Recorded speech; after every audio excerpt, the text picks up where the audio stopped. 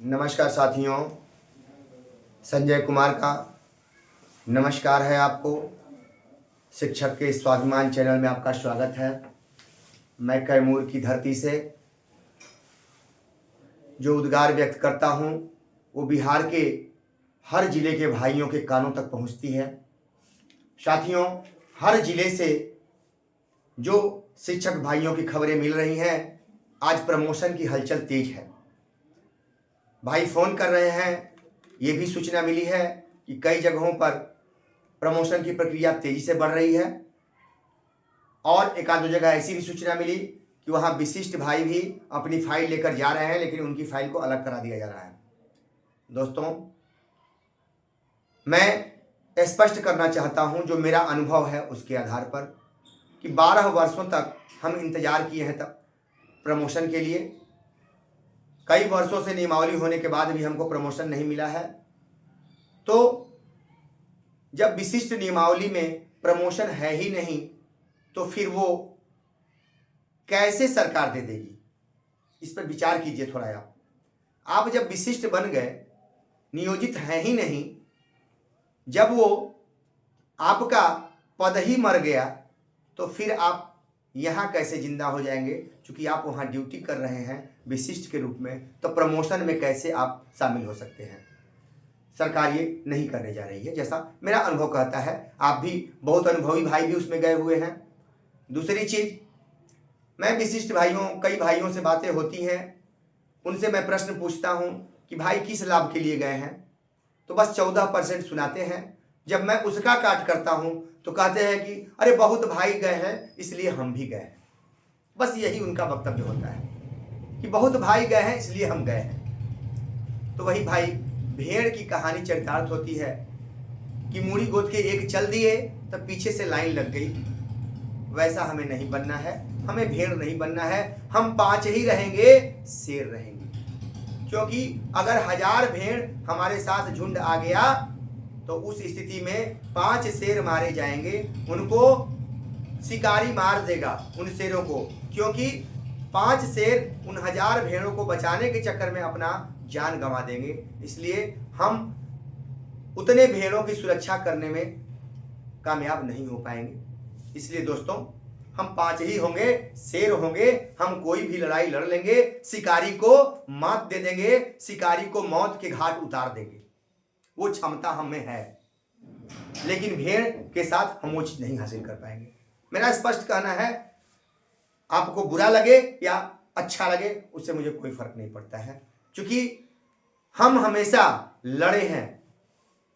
हाँ, गलतियां हुई हैं, हमारे पूर्व के भाइयों में हमारे पूर्वजों ने गलतियां की हैं, वो भी मैं स्वीकार कर रहा हूं कि हमारे जो महान नेता थे, जो चंदा तहसीलने में आगे थे, लेकिन आज उनको रोकने में, मेरे कमजोर भाइयों को रोकने में नाकामयाब हुए।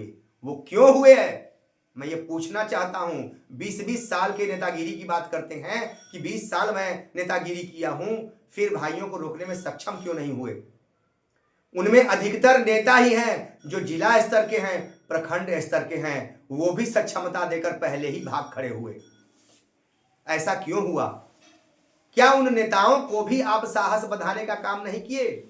जो बड़े बड़े संघों के नेता बयानबाजी कर रहे हैं कि वर्षों से संघ चल रहे हैं, क्या अपने 50 मुख्य नेताओं को भी रोकने में आप सफल नहीं हो पाए? क्या उनको आप शेर नहीं बना पाए? अफसोस होता है। इसलिए दोस्तों, मैं ये जो ग्रुप बनाया हूं उसमें ठोक ठिठा करके लोगों को मैं परख रहा हूं कि भाइयों, इसमें लड़ाई में बहुत कुछ सामने आएगा। आप सोच लीजिएगा कि बेईमानी नहीं करना है, ईमानदारी से रहना है और किसी का 1 रुपया गलत नहीं खाना है, चंदे का धंधा नहीं करना है। मैं बार बार इस चीज को कह रहा हूं। 5 ही रहेंगे, शेर रहेंगे, 1000 भेड़ नहीं रहेंगे। हम लड़ाई जीत लेंगे। 34,540 का एक थे ओझा जी जो लड़ाई जीत गए और उनकी ज्वाइनिंग हुई। एक उपेंद्र राय थे जो हाई कोर्ट से जीत गए, कोई नहीं जाना, लेकिन सुप्रीम कोर्ट में 50 भेड़ हो गए वहां पे। 50 भेड़ बन गए।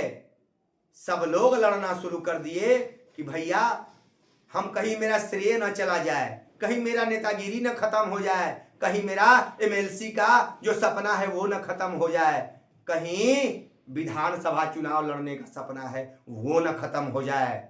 स्पष्ट बोलता हूं, दुखी मत होइए, जो कहना है स्पष्ट कहता हूं।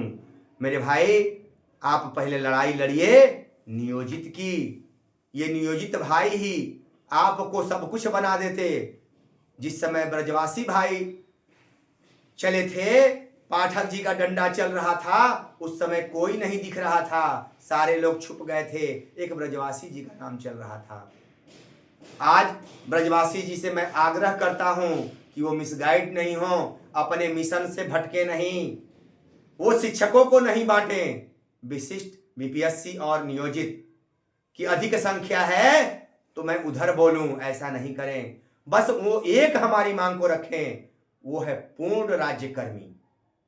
बस इस मांग को रखें, सारे उनके साथ होंगे, और नहीं अलग अलग ढंग से नजरिए से देखेंगे तो फिर उनको नुकसान होगा।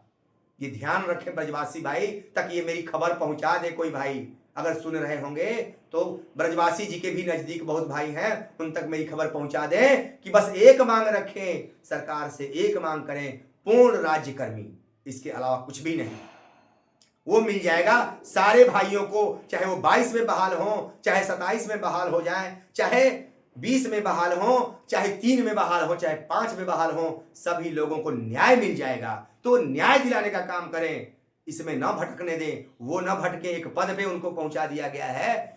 इसमें भटकने के लिए तो बीपीएससी, विशिष्ट और नियोजित हैं ही, अपनी अपनी चर्चा वो कर रहे हैं, अपनी लड़ाई लड़ रहे हैं। तो आप अलग अलग लड़ाई नहीं लड़िए, बस एक मांग, पूर्ण वेतनमान, पूर्ण राज्यकर्मी और शिक्षक का स्वाभिमान खड़ा करें। इसमें उनकी बहादुरी होगी। दोस्तों, 8 वर्ष 12 वर्ष का प्रमोशन, ये चर्चा चल रही है। 8 वर्ष का सरकार अभी रोकने का प्रयास कर रही है, 12 वर्ष का प्रमोशन दे रही है ताकि एरियर मेरा बच जाए। वो सरकार कुछ नहीं बोल रही है, ये क्लियर हो गया है। अब बंधुओं, ईपीएफ पर पेपर में आप चर्चा देख रहे हैं, ईपीएफ में बहुत सारी चर्चाएं चल रही हैं कि ईपीएफ ज्वाइंट रेट से मिलेगा। वो मैंने खबर अखबार में पढ़ा है, उस पर भी मंथन कर रहा हूं, और निश्चित तौर पे वो सही भी है, वो होगा। ग्रेजुएटी निश्चित मिलेगी, निश्चित मिलेगी, एकदम विश्वास रखिए। और 14% सरकार दे करके, 14% का लॉलीपॉप दे करके, आपको बुला करके 14% का छेना खिला रही है ना, जो 14% का छेना खिला करके मूल वेतन के रूप में आपका पैर ही काट लेगी। ये ध्यान रखिए। अभी अब तमाशा देखिए, मैं तमाशा देख रहा हूं, सारे भाई तमाशा देखें, उसके बाद खुद समझ में आ जाएगा। तीसरी बात है बंधुओं, सक्षमता 3 क्यों नहीं हो रहा है? क्योंकि कंपनी ही ब्लैक लिस्टेड हो गई है, सरकार परेशान है, ऊहापोह में है, वो समझ नहीं पा रहे कि आगे हम क्या करें। सरकार खुद परेशान है क्योंकि सरकार पलटी मार है, कब पलटेगी कोई भरोसा नहीं है, कब उलट देगी कोई भरोसा नहीं है। लेकिन एक ही चीज है बंधुओं कि नियोजित के साथ न्यायालय है, न्यायालय का तलवार है, उस पे वार करने के लिए शक्ति होनी चाहिए। अगर वो धराशायी हो गया तो हमारे अंबेडकर जी का सपना ध्वस्त हो जाएगा। इसलिए वो ऐसा नहीं कर सकते हैं। न्यायालय जो सर्वमान्य है, माननीय न्यायालय की सब लोग सम्मान करते हैं, और वो होगा और होते रहेगा। न्यायालय की ही छांव में हम लोग हैं और हमें जीत कर दिखाएंगे। नियोजित जिंदाबाद रहेगा, था, है और रहेगा। नियोजित था, हूं और रहूंगा जब तक कि पूर्ण राज्यकर्मी नहीं मिलता है, अन्यथा मैं नहीं जाऊंगा। सारे भाई चले जाएंगे, एक अकेला रहूंगा, लेकिन रहूंगा, ये आप विश्वस्त रहिए। ग्रेजुएटी हो गया बंधुओं, सारा लाभ लेके दिखाएंगे आप लोगों को सब। एक आध और मुद्दे हैं बंधुओं, ईपीएफ से लेकर प्रमोशन में बढ़ा रही है सरकार, उससे थोड़ा भी नहीं घबराएं। सरकार प्रमोशन आपको देने जा रही है, जैसा कि हाई कोर्ट का 4 केस का आदेश है, आपको बता चुका हूं।